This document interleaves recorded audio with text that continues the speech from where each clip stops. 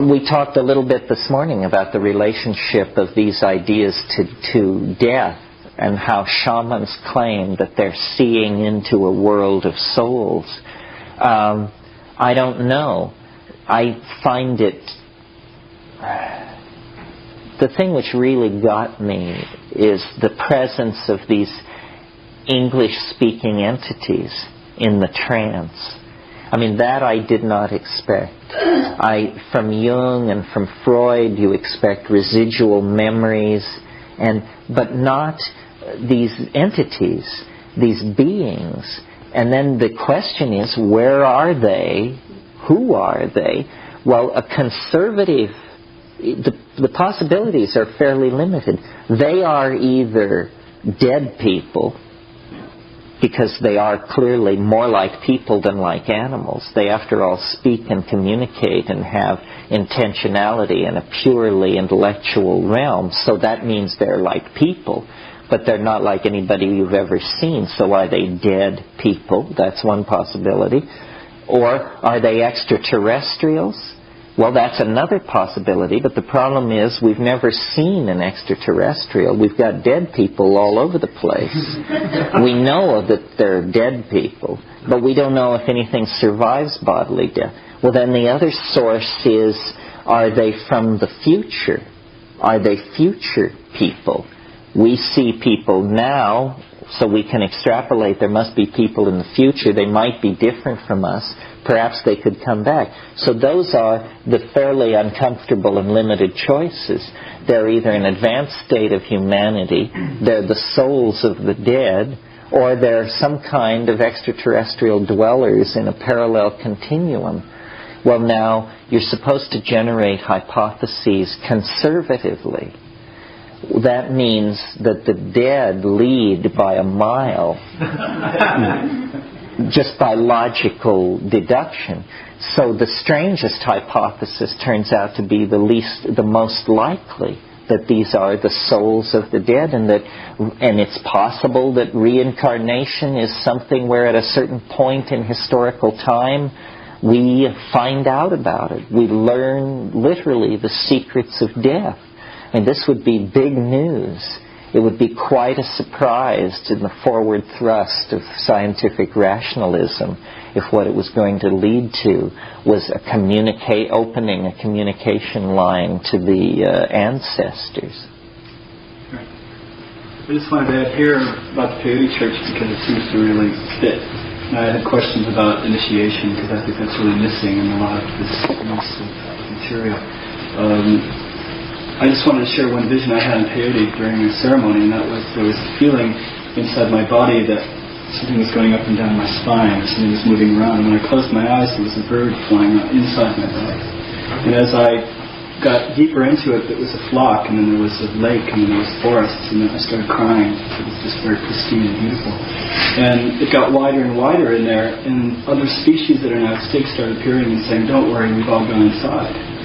Which was like really too much for me to take, because it was really a sense of what these Indian people have been teaching me in the past 10 years, is that the ancestors do exist.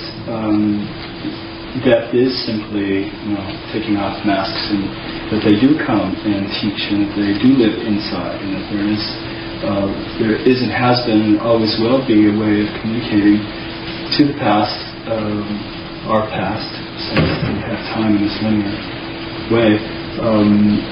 To ask for information on that, and I'm real interested in just again asking about initiation, in the sense that I feel that a lot of the things that's missing here is the context of the circle of people who are committed to ceremony, which is historically and otherwise really the setting that gives us the return to that state you were talking about earlier, which was that group consensus sense of support and love and sharing the clan, the tribe, and everything. Do you see, for instance,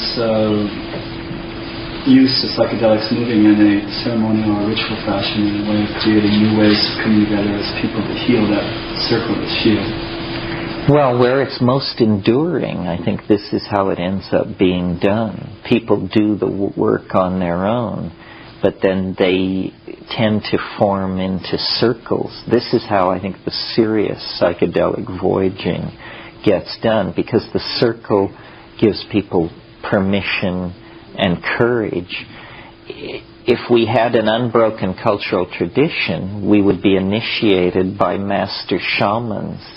As it is, we've had to sort of reinvent the whole of the world's oldest religion. And we haven't done that bad a job.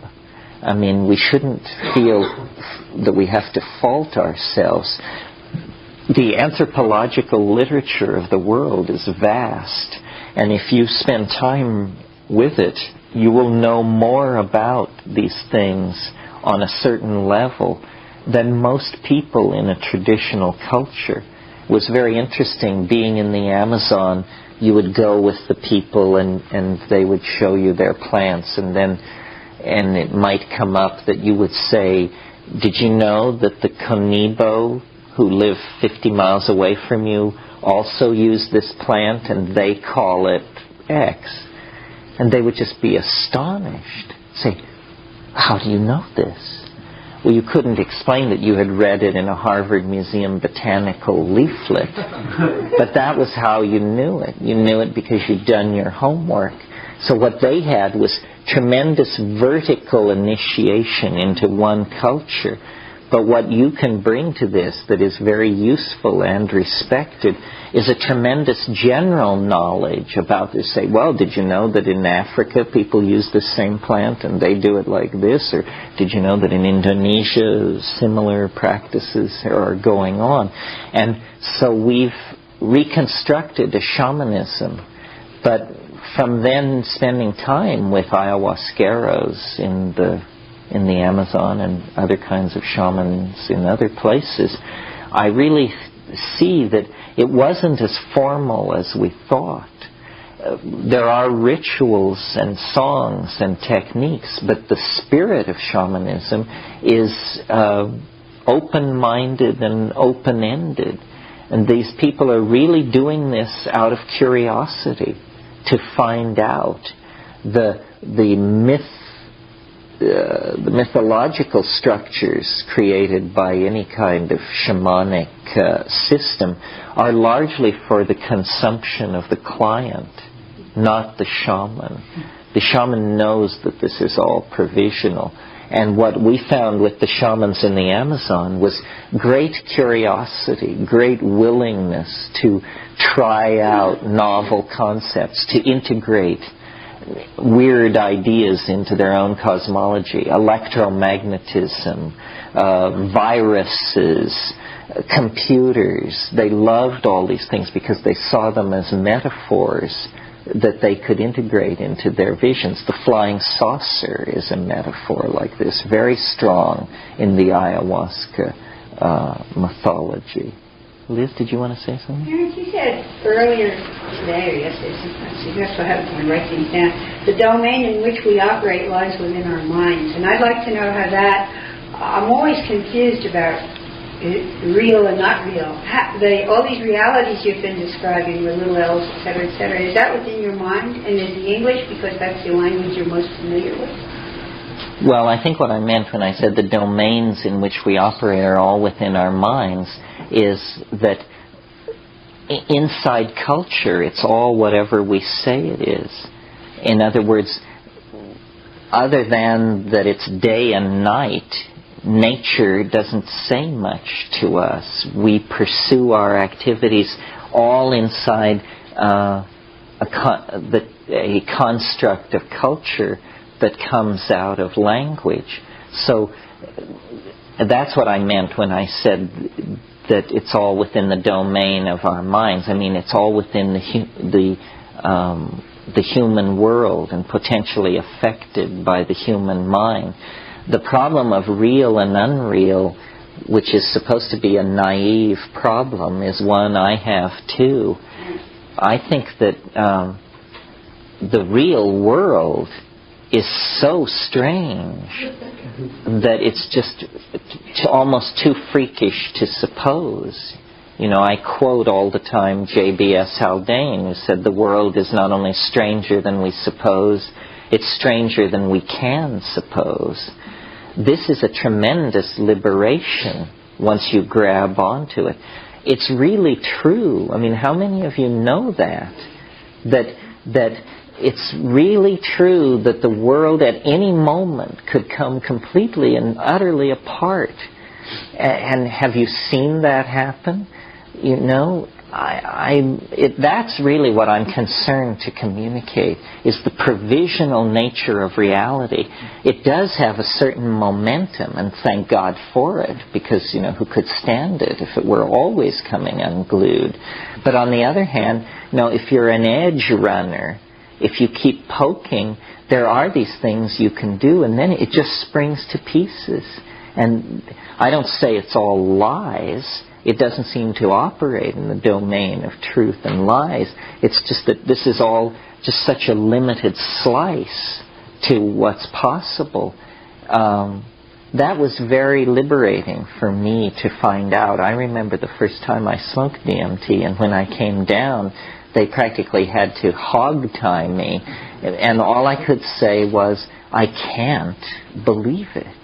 I cannot believe it. And I couldn't. I still can't. I mean, the whole impetus for my career is to convince myself that somebody else has seen the same thing and that they can't believe it either. Because, it's so weird that it always floats to the top. It always calms down and turns back into this. Rooms full of people sitting, listening. But beneath that is just this really unspeakably bizarre thing. Not as we're told it should be. Not, in fact, as we're told it isn't. The one thing they tell you it isn't, it is. It is. It is made of magic.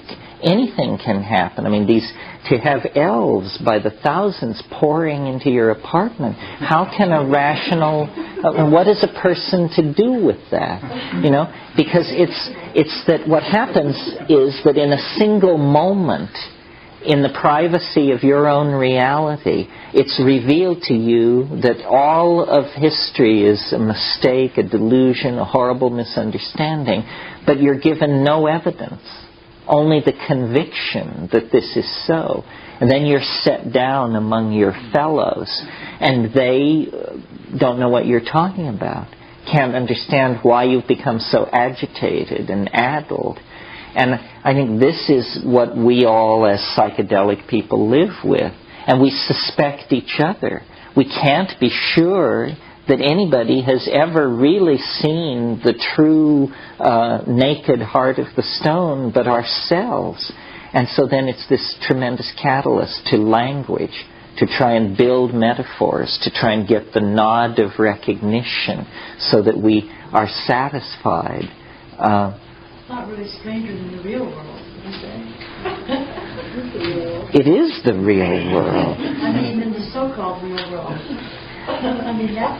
Well, it's more brightly colored. It's moving faster. Why is it so brightly colored? Why is it moving faster? And what I've noticed in my DMT experiences, and when I realized this, it was with a certain amount of horror, was you break into this space. It's dome-like, it's warm, it's diffusely lit. There are all these self-transforming machine elves and their toys, which also are singing and condensing and making objects and so forth and so on. The whole thing is like triggers just wonder, cascades of wonder. But then I realized after seeing this several times and trying to pay attention and hold my mind steady, that this is someone's idea of a reassuring environment for human beings. It is, in fact, literally a playpen of some sort. Well, that means that I'm not seeing who's ever on the other side. I am emerging into an artificial construct of some sort, entirely their creation. Well, then it just begins to lift this veil, and there's this howling begins, and you just begin to fall forward into it, and you realize, it is the Sephiroth and the Shekinah. It is the howling between the worlds. But it is approached through an infinite number of veils that reassure, coddle, control, confine. But you can move toward it as fast as you dare. But it is entirely transforming and entirely real. It was a great realization for me to understand that there was no limit to how far you could go. That we all make a certain choice. Once you discover psychedelics, always before that, spiritual progress is, grunt work. Suddenly, you're standing on ice cubes in terms of spiritual progress and how you make it. How do you control it?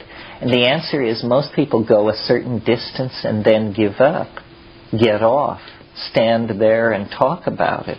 But there's nothing holding any of us back from becoming unrecognizable, not only to our friends and loved ones, but to ourselves.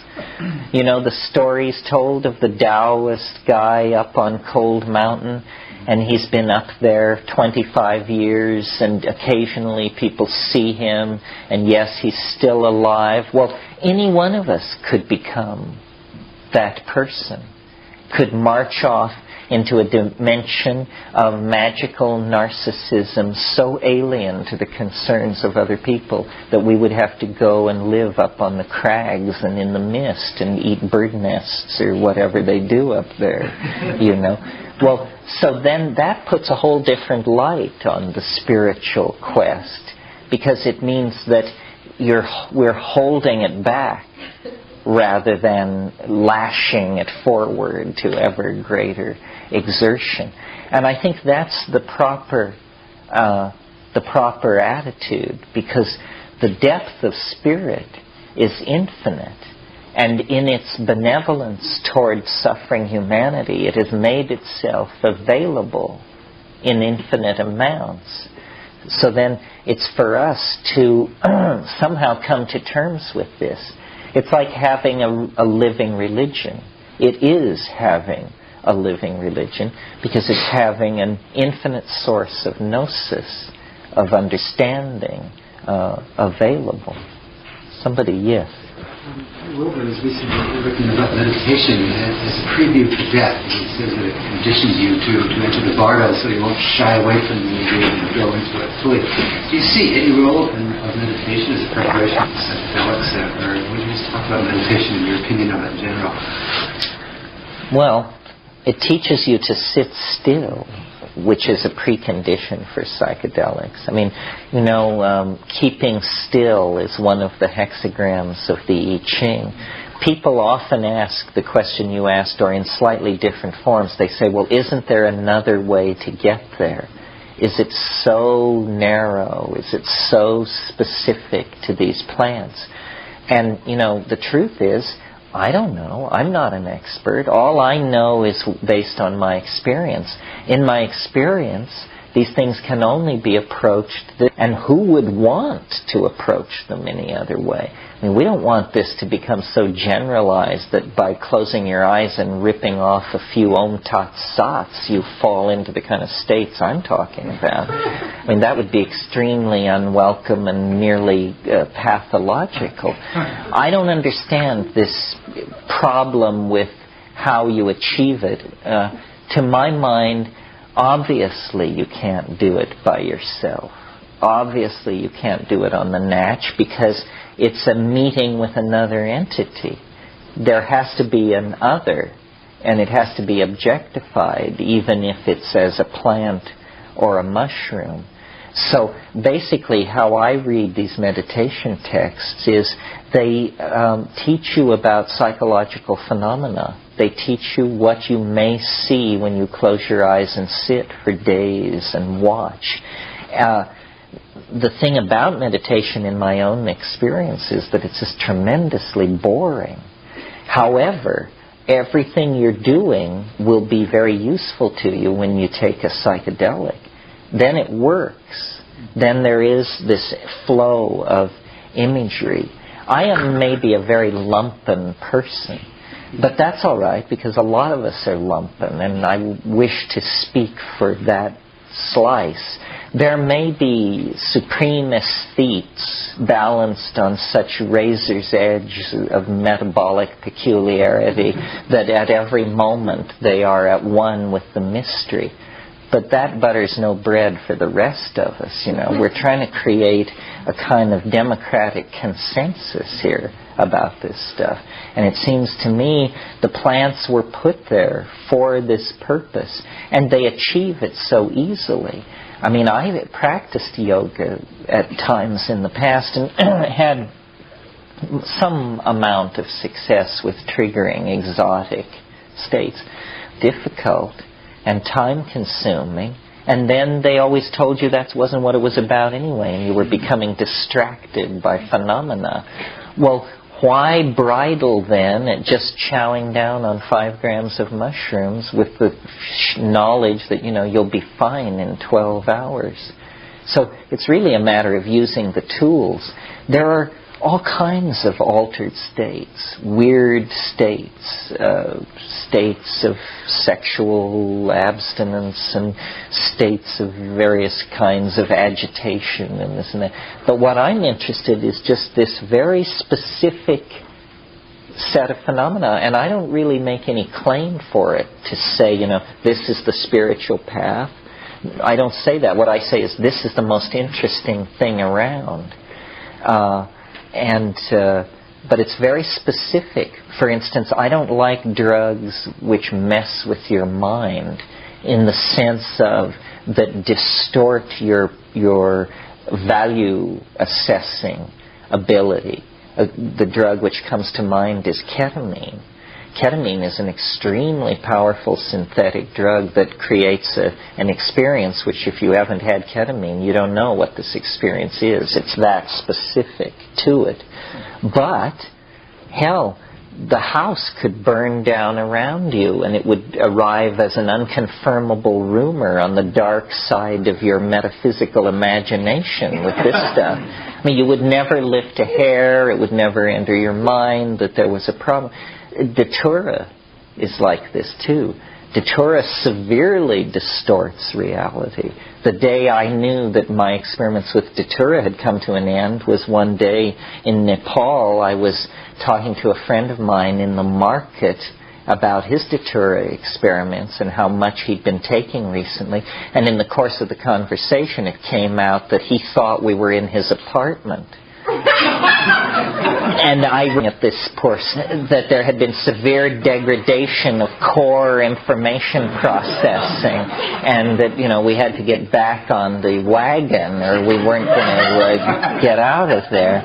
But so then let me describe for a moment the state of mind on DMT is if you keep there is a tendency to give way to absolute astonishment. But if you can hold that back and pay very close attention to what's going on, you will discover that it didn't do anything to you. That here you are suddenly in the midst of a raging universe of hallucination, and you are you. And you are who you were before. And it has not in any way inflated, repressed, suppressed, distorted, or skewed anything. You're just saying, aha, wow, I'm really smashed. The input is reaching overload, but there must be this core observer who's never overwhelmed, and this persists with most of the tryptamines. Now, sometimes it is overwhelmed, but when it's overwhelmed, it's the last thing to be overwhelmed, and the first thing to pop back into existence at the end of the period of overwhelmment. So sometimes on ayahuasca, you just lose it for a period of time, 20 minutes or something. But then you reconstruct, and you're there like a little cork popping up to the top of the ocean. Say, oh, here I am. It's me again. So this is very important to be able to observe. With DMT, the reason it's so fascinating is because the input, the content, seems to be almost entirely confined to the visual cortex. It's something that you look at, and it comes toward you, and it relates to you. There is a weird distortion of body image, but it's small potatoes compared to most of what's going on. And you can I-thou relationship. So, my tastes may be narrower than some people. Some people just like to get, fucked up. And they go one way and then another, and a few reds and a shot of this and a hit of that. And, yeah. So there's really nothing to be frightened about with the elves. I mean, it sounds like they could be demons if they want to be. They could be. They're demonic. They've never done anything bad to me. It's that they're humor. It's like being trapped in a Bugs Bunny cartoon. I mean, we all know how funny a Bugs Bunny cartoon is, but have you noticed that the humor is all based on explosions, falling anvils, and agony? And so imagine if you were actually in a Bugs Bunny cartoon. I mean, it's a parody of that situation. I don't know. The vibe of these creatures is very strange. They're knowledge holders. Like, I've often thought that what they were was meme traders, because they had the same feeling that I associated with the Indian hashish traders. They're meme traders. They are, when they spread out all this stuff in front of you and are saying, look at this, these marvelous jeweled objects, these are things they're selling. They want to trade. They're asking, what have you got? What can you show us? Your Rolex, your fountain pen, your political beliefs, your sexual orientation, what do you want to trade? And so they're sort of like cosmic pack rats. Pack rats will take something, but they always leave something. Have you ever dealt with pack rats? Oh, pack rats are fascinating because if one finds you, it will leave an object in trade for whatever it takes. And the trick is so you give it a paper clip, it gives you a fountain pen. And there are stories in the gold country of Colorado and California of people having relationships with pack rats where they were trading its thumbtacks and it was bringing them gold nuggets until, they had enough gold nuggets that they could leave off trading with varmints and get a life.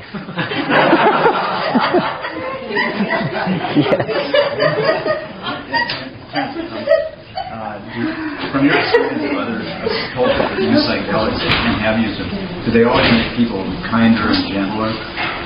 Do psychedelics always make people kinder and gentler? Do they make us kinder and gentler? Well, that's an interesting question. I mean, as I get older, I ask it slightly differently of myself. I ask the question, if this stuff is so great, what is so great about us that we're any different from anybody else? Or are we just like holy rollers and Taoists and Hasidic Jews and everybody else who thinks they've found the final answer? What is so great about it? The answer to your question is I don't think so. I think of the Yanomami culture. Certainly from the exterior, this looks like a fairly brutal culture. The men, it's the only culture where DMT is a regularly abused drug, and the men blasted up each other's nostrils with these hollow tubes, and then the name of the game is two guys square off, and you plant your feet flat on the ground, and the guy who goes first hits the other guy as hard as he can with the flat of his palm in the chest. And the game is to knock the person over. So you absorb this blow, and then it's your turn. And you get up and you do it. And these two guys, totally saliva to the four winds, will stand and do this till somebody is knocked off their pins. Well, so then you ask them, what's going on here? Is this like the Super Bowl? Is this fun for you guys? and they explain that they have demons that live in their chest. And they collect these demons on their psychedelic trips. And the more demons you have, the harder it is to knock you over. So they're doing this thing. But they're also lacerating each other with clubs and this sort of thing. I think that it's fouled up. I have the faith that if you have psychedelic religious ritual in combination with group sex in a small tribal group whose economy is based on nomadic pastoralism, that then it will be very, very hard for these people to maintain a neurotic lifestyle. But that if you interfere with any of this, then you'll get anxiety. And so you have psychedelic cultures, but the Yanomamo, this is a culture of male dominance and sexual anxiety and, a lot of tweaked stuff. But I think that the main thing is that the cultural group must take the psychedelic frequently enough that the ego does not form, and that the specific manifestation of ego that you want to watch out for is concern for male paternity. That once it's gone that far, it's lost, and then because then there's male-male rivalry for women and territory. Yeah. I'd like to go back to the Irish Elves for a second. My wife came across an article. She's Irish, and came across an article last year drawing between wet houses and possibility of seasonal ceremonial use of shrooms. And we sent you that article. I remember that article. I was wondering if you followed that up, and in light of your having written the introduction to the Celtic faith, or the fairy faith in Celtic countries. Well, it would be very interesting to prove psilocybin use in ancient Ireland. The people who have been to places like Ionia and like that say they're just overrun with mushrooms. And yet it's not explicit in any Celtic source. There's a lot of psilocybe in Europe. I mean, I was surprised. I thought that it occurred rarely, and so you could make the argument that it was possibly there. But last year when I did a speaking tour of Germany, and we were from Hamburg clear down to Munich and into Switzerland, everywhere there were mushrooms. And we would talk like we're talking here and then have lunch recess, and people would come back 2 hours later with small grocery bags full of these things. Well, I don't understand the peculiar... there must be something we don't quite grok about why the mushroom image is taboo. Maybe because it looks like a penis, but that doesn't really sound right to me. But why is it so rarely portrayed in all these areas where it must have been used? For instance, in the northwest coast of Oregon and Washington, there are something like 22 indigenous species of psilocybe, no anthropological record of mushroom use by the Northwest Coast Indians, who were clearly paying attention. I mean, when you look at their carving and painting, they were paying attention. Where is the record of the mushroom use? In ancient Ireland, and throughout the Celtic area, into Germany and Bohemia, no visible use of in the old Europe that Maria Gimbutas talks about. Again, a prohibition of the image. So this is puzzling, not easy to understand. I would like to believe that in Africa, 15,000 years ago, the primary religion of humanity was goddess-worshipping pastoralism based on sacramental use of mushrooms. But again, the physical evidence is just a few petroglyphs, drawings on stone. And it isn't a strongly proven case, so it's not well understood. It's hard to believe that the Irish weren't mixed up in this somehow. I mean, it seems so basic to the Irish soul. Yeah. How many grams of mushrooms do you recommend taking? 5 dried grams. And you should weigh it. You should invest in a little scale and weigh it, because people eyeball it and they inevitably choose much less than is the correct amount. And if you're taking fresh mushrooms, you should take like 60 grams, because it dries down by a factor of more than 9 to 1. You're into cubensis? Cubensis. We're always talking about Stropharia cubensis because that's the one people cultivate. Some of the wild ones are stronger, can be taken in smaller amounts. But I think it's good to take Stropharia cubensis because then you know what you're getting. Because it's, some of these small psilocybes look physically very much like Galerina species that have irreversible liver-destructive toxins in them. So if you eat a Galerina, you'll have a very bad experience. Or maybe a very good experience, but none of us will ever know. Speaking of mushrooms, how about the Amanita muscaria? I've heard on that. Well, this is a very controversial mushroom that is wide. You all know this mushroom, the red one with the white dots on top of it, the toadstool of European mythology.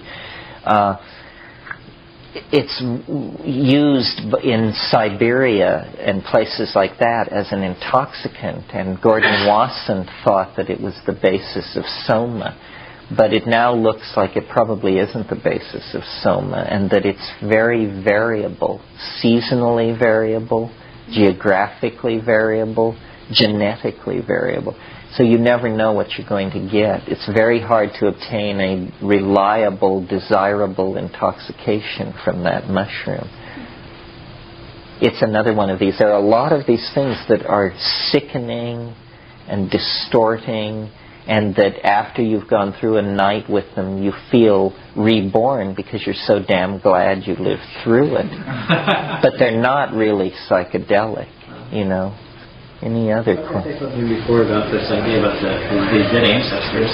Oh yeah, what about I saw an ad recently in some New Age magazine that stated just because they're dead doesn't mean they're smart.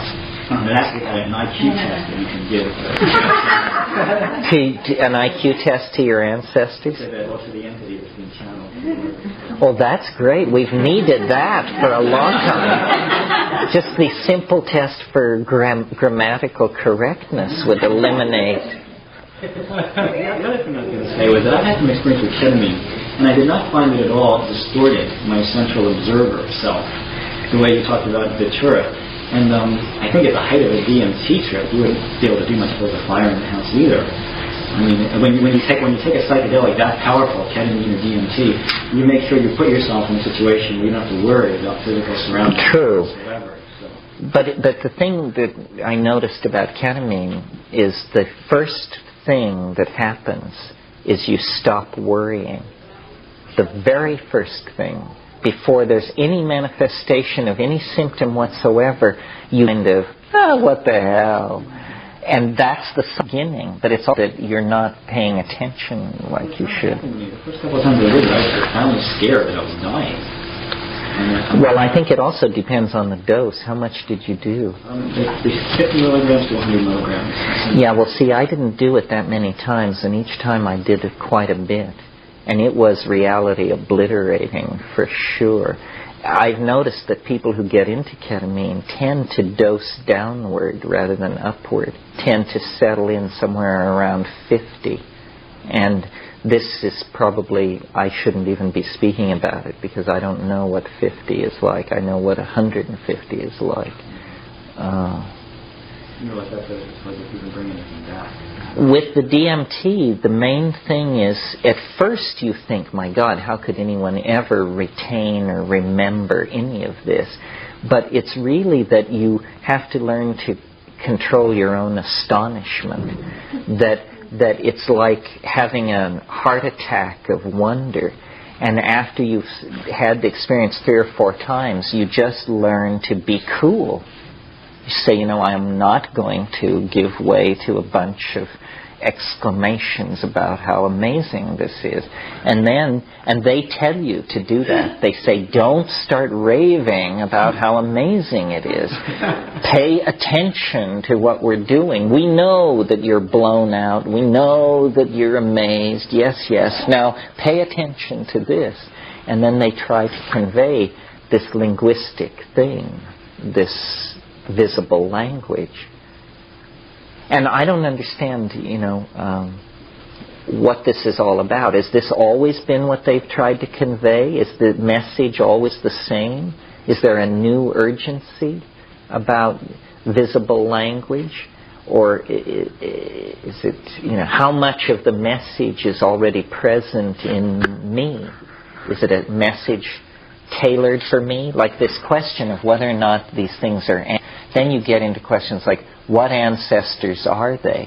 Like, I do not feel when I break into the DMT space that this is my dead mother or my grandparents.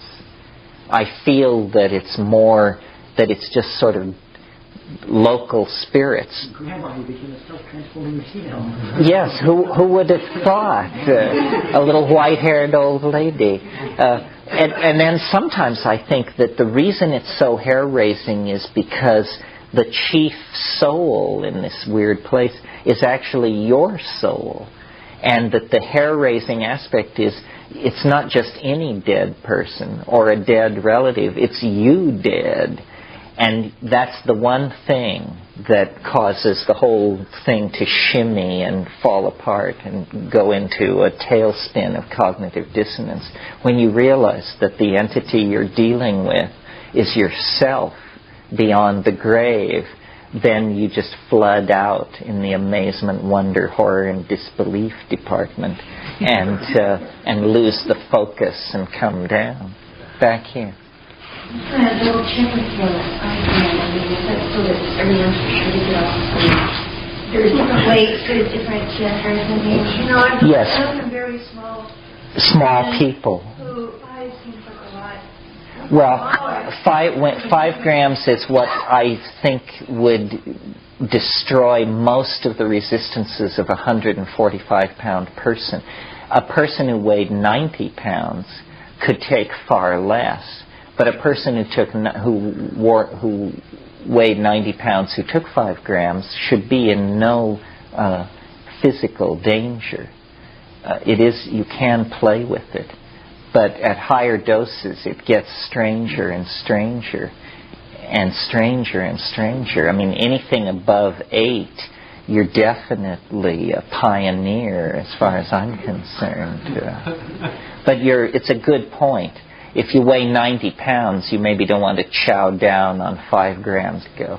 But to do more rather than less, because otherwise you can miss the point, Can you say something about that? Because I know I've had numerous trips on different substances where I felt like I took too little and it was almost more horrifying than if I just knocked myself over. Yeah, well, I think where the trouble comes is in the subthreshold doses where you're neither fish nor fowl and you're thrashing around in it and you get into these loops of psychological, abrasive psychological self-examination and stuff like that. And what you want to do is you just want to blast through all that. It's hard. Can you sing through that? Yeah, you can sing through that. That's one of the things that you use to sing through to get that. Right. Yeah. Singing and cannabis are my techniques, and together seem to be able to move it around. You mentioned that you mushrooms alone in the dark. What is the effect of being with people who are either observers or participants in Well, for me, you have to understand, I'm a double Scorpio and a kind of reclusive type anyway. The reason I don't particularly like tripping with people is because I just worry. I'm a worrier. And if I'm stoned and somebody else is stoned, then I worry. and I listen to their breathing, and I wonder how they're doing, and I wonder if I should ask how they're doing, and I just lose all spontaneity, and I become completely the victim of my imagined concern for this other person. Well, then and then the other thing that happens is people are the weirdest objects in the universe. And if you're stoned and you come upon another person stoned, I mean, they can just unleash something you could never have imagined or conceived of. I remember, I think I learned this lesson the hard way in India, but years ago, once at Sarnath, and it happened many times, but this was typical. Sarnath is the place where the Buddha taught his first sermon after attaining enlightenment. He walked from Bodh Gaya to Sarnath. So I took mescaline there with these two women who were friends of mine, and it's all nicely green and sculpted, and we were sitting there under a tree, and I swear, 500 yards away, there were these two Indian guys walking across my field of vision. And I was sitting there, and I was loaded, and I was watching the traceries. And then I looked out across my field of vision, and I saw these two Indian guys stop dead in the center of my field of vision. And then they said something to each other, and then they turned 90 degrees. So they were now facing me, and they began walking toward me, and I was horrified, and I looked down. I said, I was so horrified that I said, I can't believe this is happening. I refuse to believe this is happening. I will just look at the ground in front of me like this. So I started looking at the ground in front of me, and I looked and looked and looked and looked until two pairs of brown feet appeared in my field of vision. And then I looked up at these guys, and they had caught the vibe, and they wanted to know what was going on. And several experiences like this caused me to believe that, you should really bury it deep before you take it into public. The other thing I've noticed is, if you're stoned in a confined space, there's a certain amount of control of synchronicity. I mean, there's rustling in the corners and batting at the windows and so forth, but this you can handle.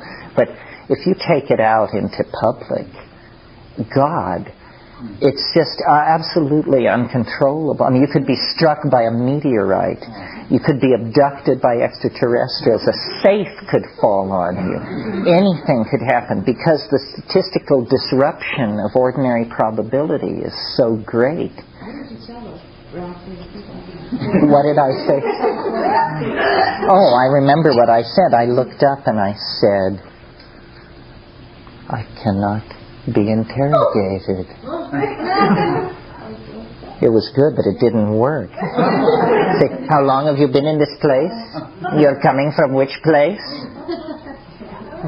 No, what I found in India was people were telepathic, but it didn't make them like you any better. It just gave them a fantastic kind of in. But I think group psychedelic taking is very promising, and people who can do it, groups that can do it and stick with it over years, log amazing experiences. But it's very hard because what immediately emerges if you have a group of people doing this stuff is it will veer off in some weird direction. One person will get a quote-unquote funny idea. And then the funny idea, everybody polarizes for and against the funny idea. And then they have to decide, well, they're losing, so-and-so's losing their mind. They're in too deep with this. Say, no, this is the answer, and we're moving. And quickly cognitive dissonance builds up, and it's very, very hard. I have a correspondent in the Midwest, a group of psychiatrists who over 6 years took mushrooms once a month together, and they went through amazing contortions of wife trading and not speaking and denouncing and embracing, and just because they were, because it just unleashes this stuff and then it crawls around. So I prefer to do it by myself and then, get all combed and pinned back together before I present myself to the troops in the morning, because, in the height of the thing, you could proclaim anything. You know, it's possible for a group of people who've been fairly experienced with psychedelics to get together wanting to do this very wonderful group work, telepathic thing, and to create what they think, at least to try to anticipate what might be things that would pull it apart, that would unplug one. It's hard to anticipate. I mean, I've really found that the way the mushroom works is it reads you perfectly, much better than you can read yourself. And then it comes at you with the one thing that you are vulnerable to. And because it knows you like an open book, and can lead you practically any direction that it wants. But I think group work is interesting and should be pursued, and couple work is very interesting and should be pursued. I'm very conservative. I mean, my approach to it is I basically turn it on and then I back off and watch. That's all I ever do. And I don't have the magical mentality. I don't want to get something or take control of someone or a situation for good or ill.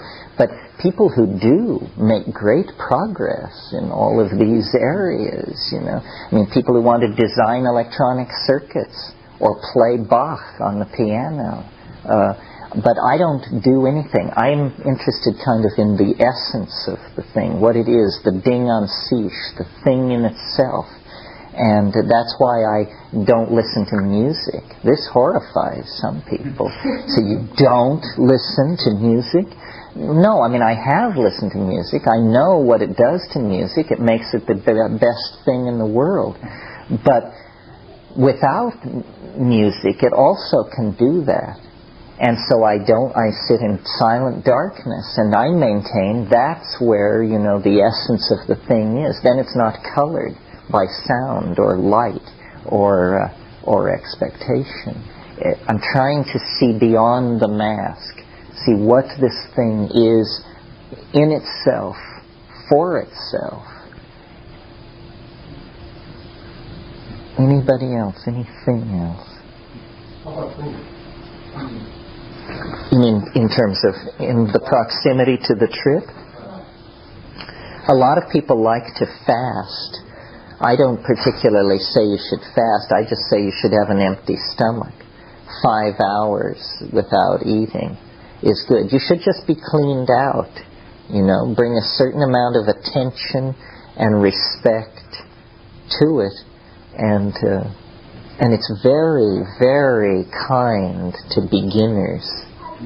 The complexity comes later in the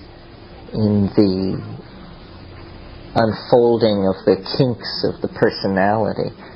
But I think it's Very gentle to beginners. What's the ayahuasca diet? You mean, actually, what does it consist of? It's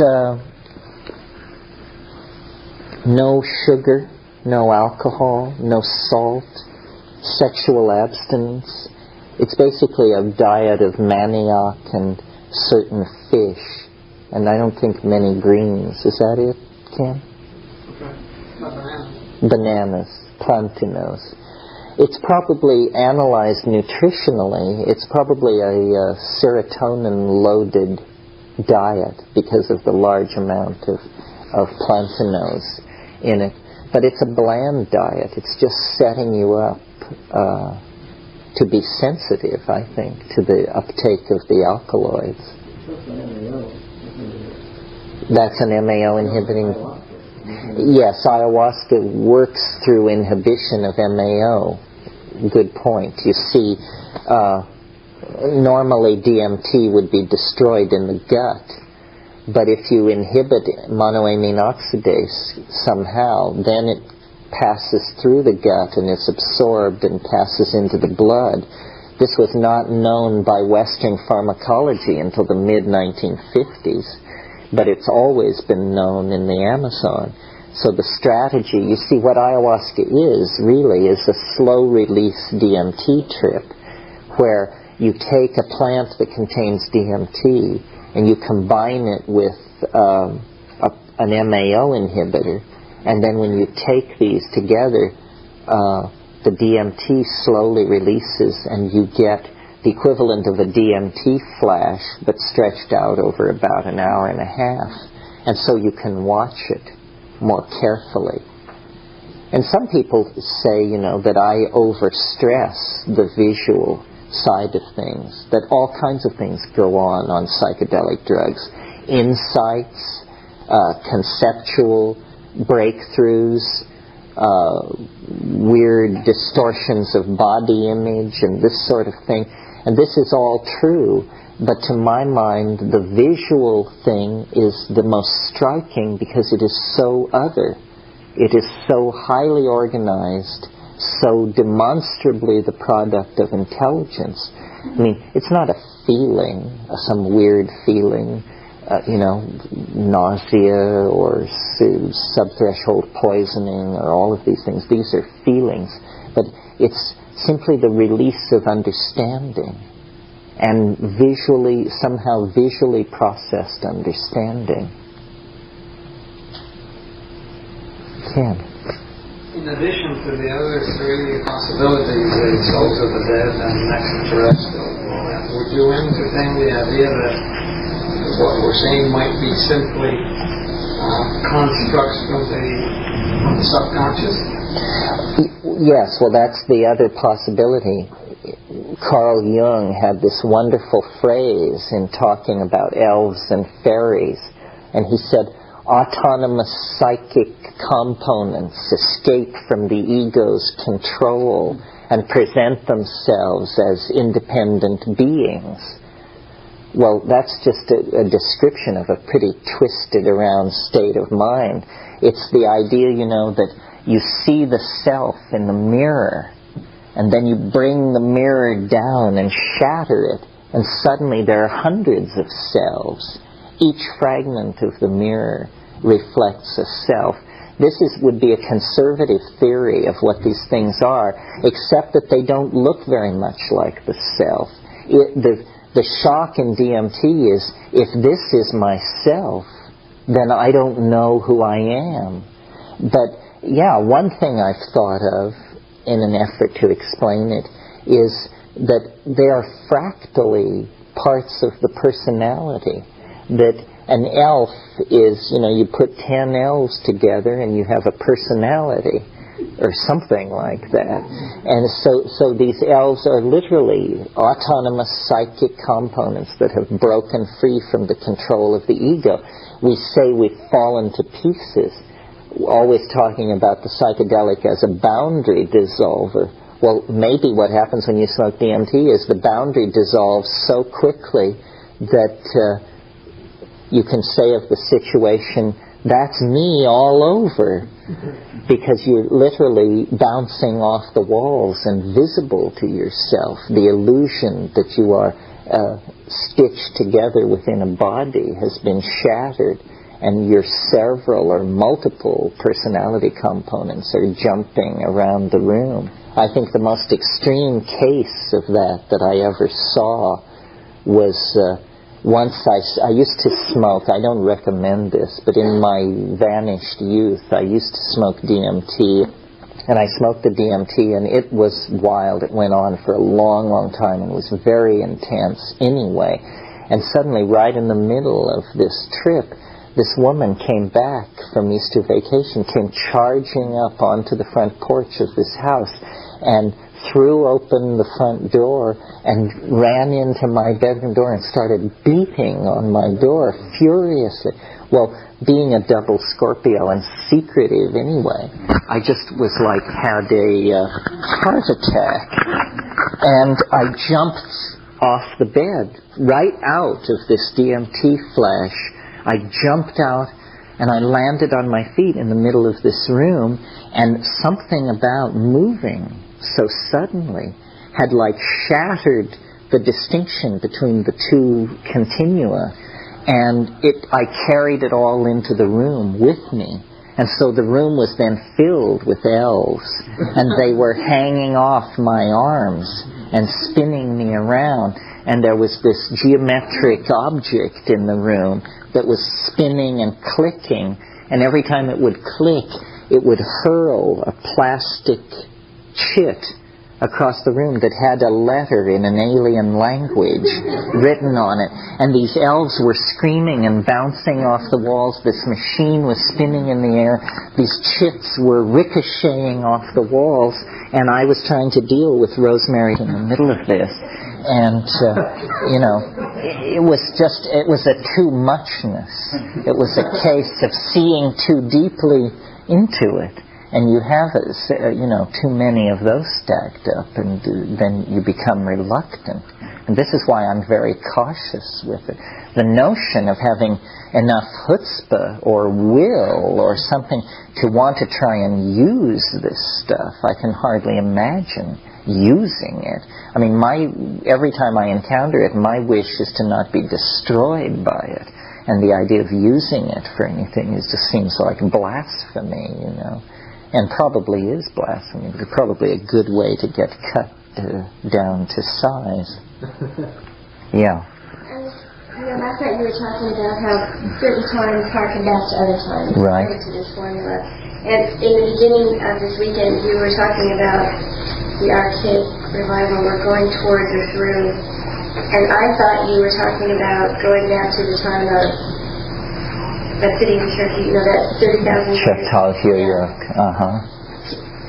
Could you say a few words about that? I mean, is that connected? Well, no, that's the basic notion that somehow our future lies in our past. Right.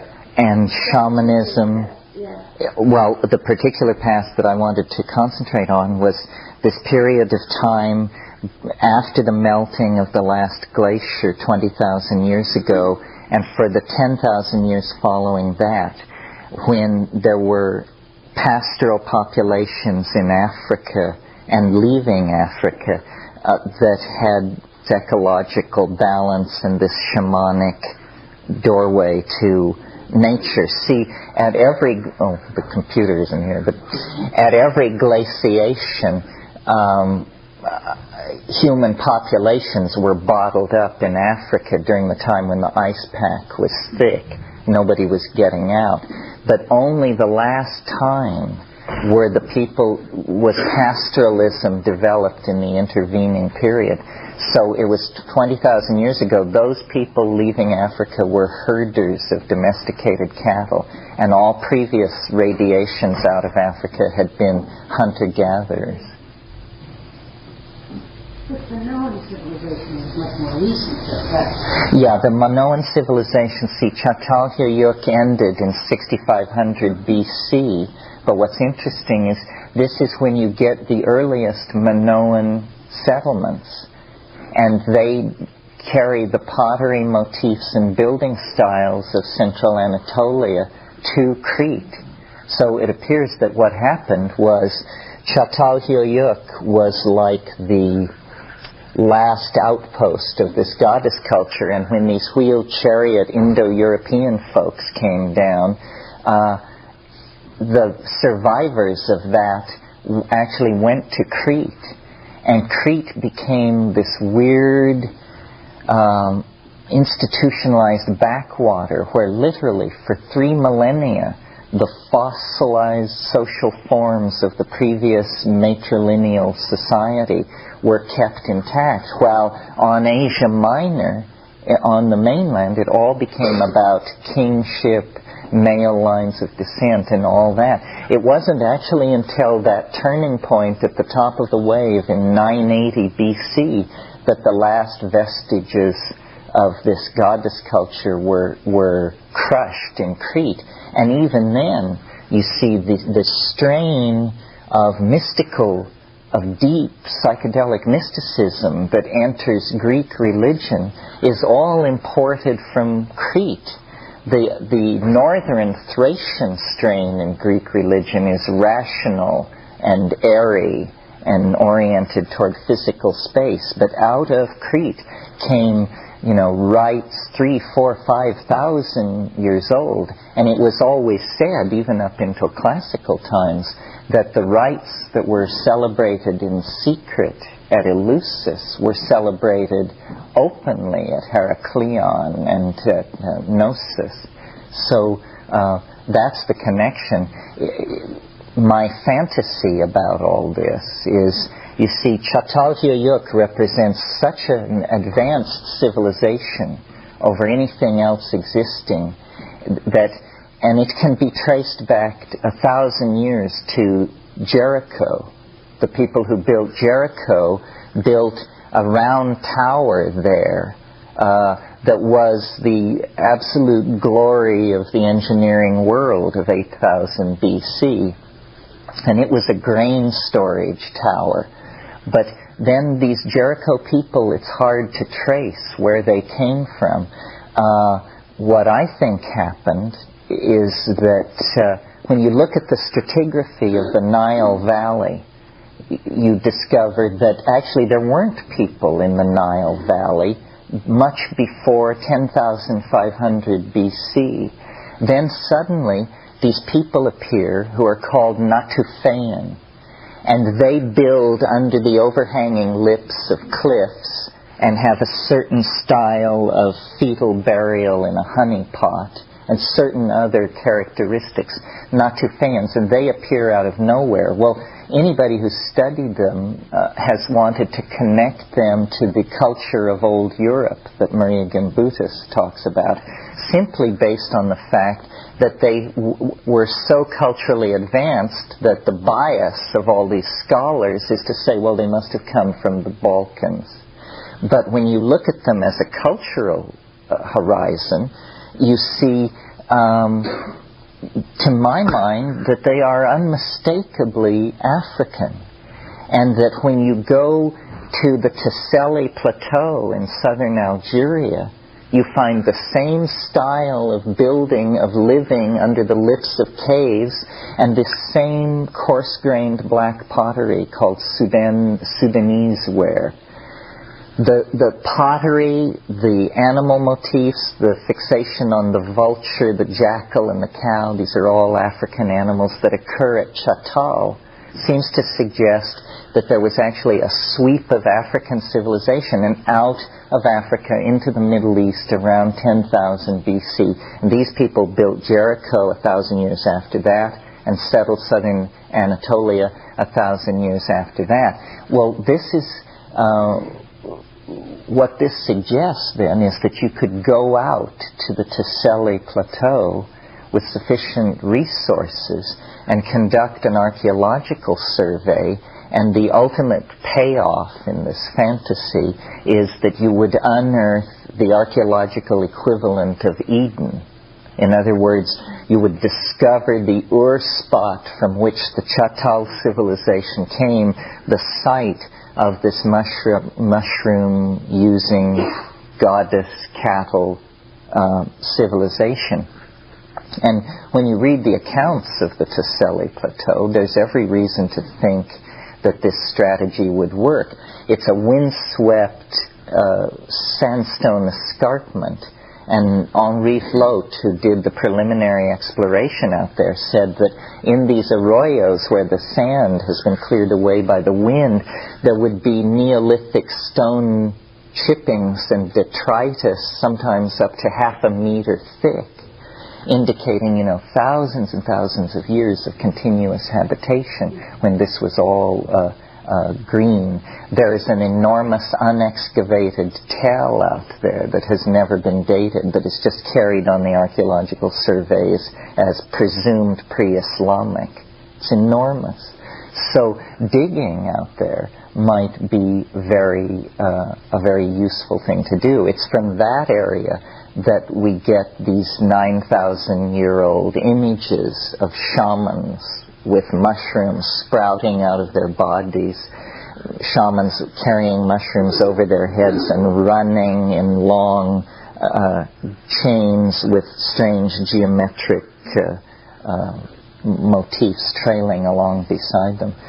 So it would be a kind of recovery I think archaeology will play a big role in the archaic revival, that part of our cultural dilemma and our political infantilism comes from the fact that we don't know any history.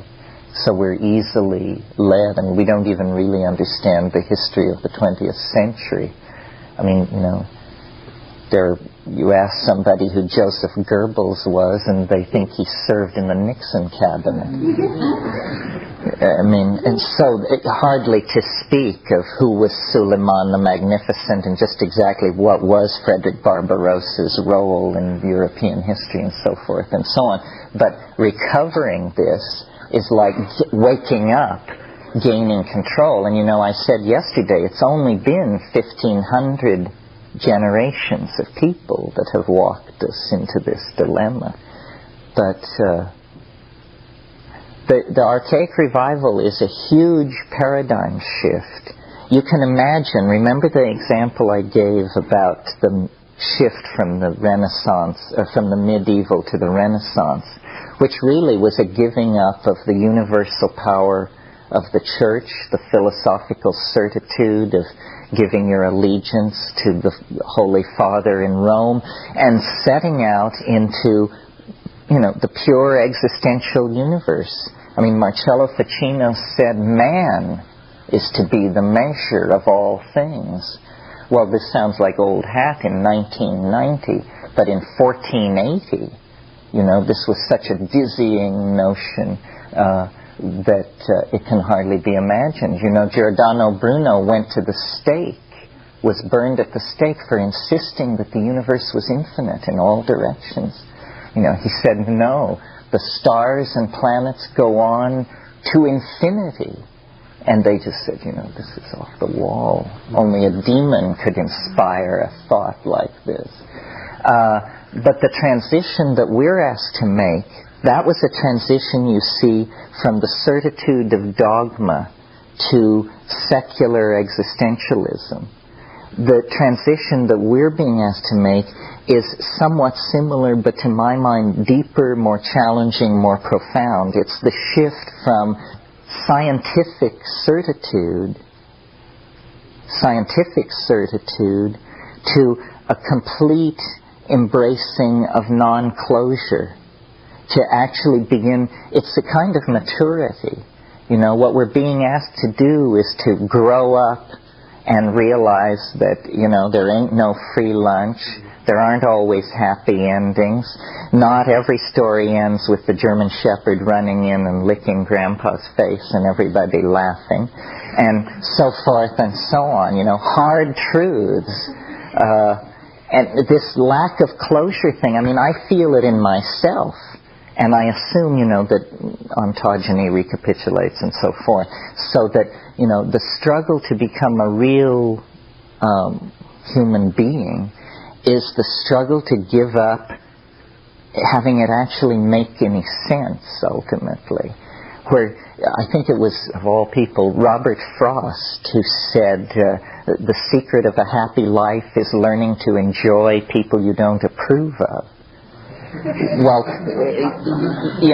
there's something, what that means is you're surrendering to life. You're just saying, it's bigger than I am. I may not like drag queens, but there they are, and I should get used to it. I should make the adjustment.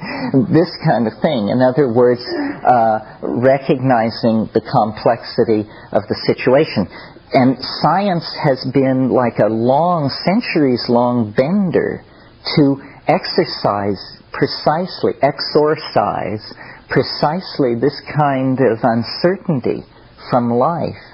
And, to reduce it all to atoms blindly running under the control of mathematically describable fields of force. The problem is, all the higher order phenomena, sociological, political, aesthetic, human organizational, got shoved off to one side and just sort of festered there for a long time, while technology perfected itself, mass production, mass media, information transfer, but the human dimension lagged. And now there is this tremendous imbalance between like the technological descriptive power of the culture and its moral and ethical power to direct itself toward any kind of rational goal.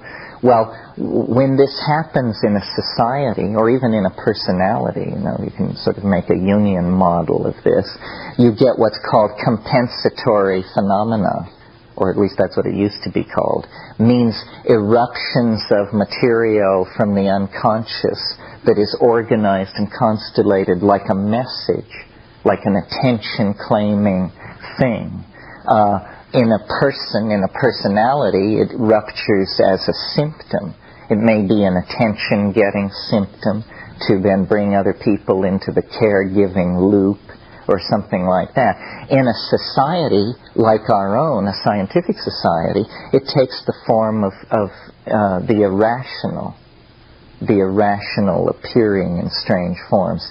A good example of this in the past is the birth of Christianity in the center of the late Roman Empire, or the early Middle Roman Empire, where, the people who were administering the world at that time were Romans educated by Greeks who were Epicurean atomists, not Platonists, not followers of Heraclitus or Pythagoras or any of the flashy folks we're into. They were Democritean atomists, rationalists, materialists, would have been very comfortable in a modern chemical engineering company. And they could not conceive that the irrational could hold any threat to their world. Meanwhile, they had dark-skinned servants in the kitchens and in the gardens, Jews, Greeks, Phoenicians, people brought from the Eastern Mediterranean. And among these people, specifically the Jews, this rumor began to tear loose about a Galilean politician who had somehow tweaked the Romans and then risen from the dead. Well, any Roman administrator listening to his illiterate cook or gardener babble out this story would just, think, these folks is getting stranger every day. But what was actually happening, was a message was being enunciated which within 50 years would be hammering at the gate, well, make it 90 years, would be hammering at the gates of Rome, with all the power of an invading army. In a similar way, the kinds of eruptions from the unconscious that characterize the 20th century are trying to serve a similar function. Well, I don't know where you want to put it, but like, for instance, the eruption of the beast man in the episodes of persecution that happened in Europe during the 20th century, persecution of Jews and Gypsies and Slavs.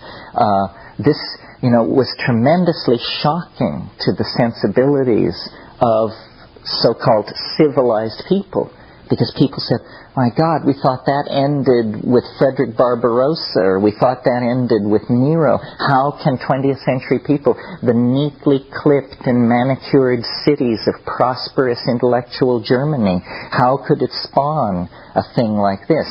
Well, the answers are complex and multi-leveled, but from a very broad perspective, what is happening is the unconscious is erupting into history, leaping onto the stage of history, claiming the undivided attention of people in a way that surrealism, which was a limp-wristed artistic movement by comparison to fascism, never could.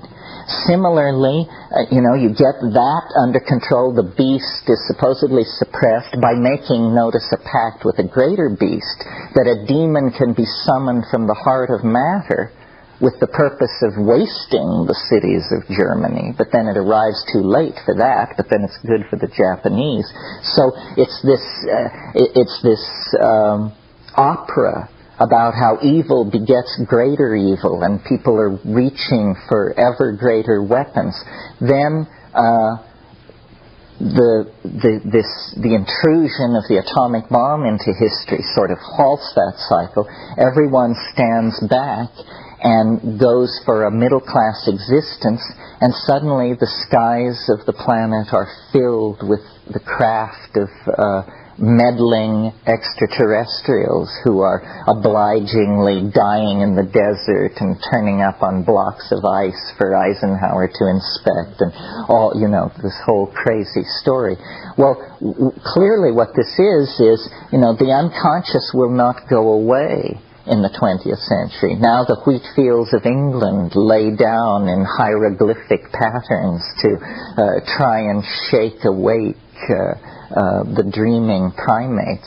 It's as though the whole of nature, is infused with a linguistic intent to communicate. I mean, I think this is one of the things you learn on psychedelics, that everything has a story, everything has a lesson, and it's not abstract or remote or removed. I mean,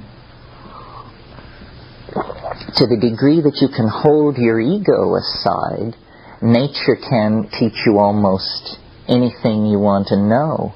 I mean, you can learn hydrology by staring into a mud puddle, I mean, it is all happening right there. But ego is a very subtly interfering factor. I always think, in my own experience at one time in the Amazon, when I was at my most illuminated, I could walk into the jungle and invite butterflies to come down and settle on my outstretched hands, like St. Francis of Assisi, And I would do this, and it would bring tears of joy and affirmation to my eyes, and then it would go on, and the tears of joy and affirmation would clear from my eyes, and in the midst of this pure, unadulterated ecstasy, a tiny thought would form, which was, wouldn't it be nice to show this to somebody else so they could see how great I am? So then, I scurry back to the camp, gather up a skeptical colleague, bring them back to the clearing, and march out into the clearing with outstretched hands to just have nothing happen, except people just turn away in just... My God, what an embarrassment you've become. That it's all going to end like this. Better you should be eaten by termites. It's a better story. So, it's weird. I mean, Tao is like that. You can't push it. You can't use it. Somebody asked me once, was I worried that the mushroom could be used for evil somehow? And actually, early on, this occurred to me, and I put it to the mushroom, and it basically said, you can't grasp it. It isn't even there if you have wrong intent. You can't even perceive it. It's very selective, and it must be so, because one of the puzzles for me, being in the communication business, is how it spreads, how the tree of information spreads, where it's tolerated, where it's repressed, where it's embraced. It's very interesting. You may have noticed mushrooms get extraordinary good press, or none at all.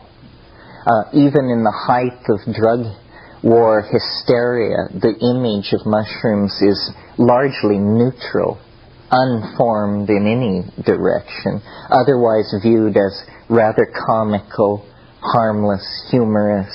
It is somehow hardwired into our consciousness, connected into an archetype that we are inherently friendly toward as primates. Probably this has to do with this deep food programming that went on for a long, long time. We literally cannot bite the hand that feeds us. So we have a kind of intellectual blind spot to this. Nevertheless, of course, it is a highly repressed Schedule I drug, viewed in the same category as heroin, cocaine, and what have you. This is because it has, quote unquote, no recognized medical application. I don't know. It depends on what you think of as mental health. I would argue that it's an enzyme for the imagination, without which, as the sign says on the blackboard, you're not yourself. I don't know who wrote that up there, but they must have heard an old tape of mine. This was a graffiti on a wall in Cali, in Colombia. Without this, you are not yourself. Elf, the self.